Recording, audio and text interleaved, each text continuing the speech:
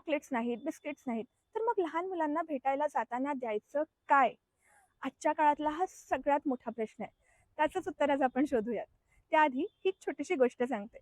माझ्या घरी माझ्या बाळाला भेटायला एक आजोबा आले होते. ते माझ्या बाळासाठी चॉकलेट घेऊन आले. मी त्यांना म्हटलं, की "आजोबा सॉरी, पण मी माझ्या बाळाला चॉकलेट किंवा बिस्किट्स हे काहीही देत नाही. शुगर ज्याच्यात असते ते काहीही देत नाही.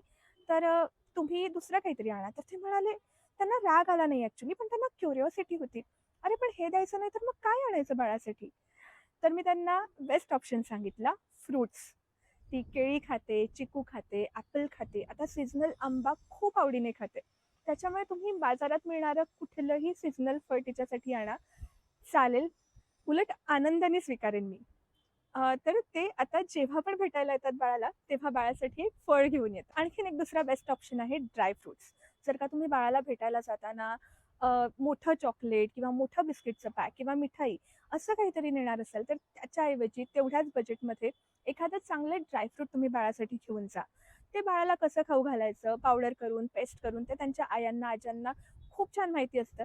त्याच्यामुळे ड्रायफ्रुट्स हे खूप हेल्दी आणि खूप बेस्ट ऑप्शन आहे लहान बाळांसाठी. तिसरा बेस्ट आणि खूप गोड ऑप्शन आहे, म्हणजे तुम्ही तुमच्या घरी केलेला तुमच्या हातचा कुठलाही पदार्थ.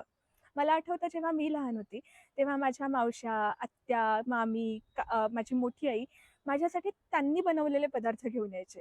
माझ्या मोठ्या आईच्या हातचं लोणचं, माझ्या आत्यांच्या हातचं लोणचं, माझ्या मामीच्या हातचे पराठे. मावशी एक होती माझी मम्मीची फ्रेंड, ती माझ्यासाठी तिच्या हातच्या इडल्या घेऊन यायची आणि मला त्या प्रचंड आवडायच्या.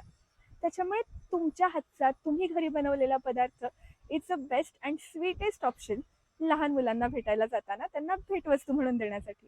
सो ॲक्चुअली आपण या मार्केटिंगच्या, ॲडव्हर्टाइजमेंटच्या काळात आपले जुने खूप छान-छान ऑप्शन विसरलेलो आहोत. आपण इतर अनेक जुन्या प्रथा पाळतो, पण ह्या ज्या खऱ्या महत्त्वाच्या जुन्या गोष्टी आहेत, त्या आपण विसरत चाललोय. स्पेशली आपल्या हेल्थसाठी, आपल्या बाळांच्या हेल्थसाठी आपल्याला पुन्हा जुनं आठवण्याची गरज आहे.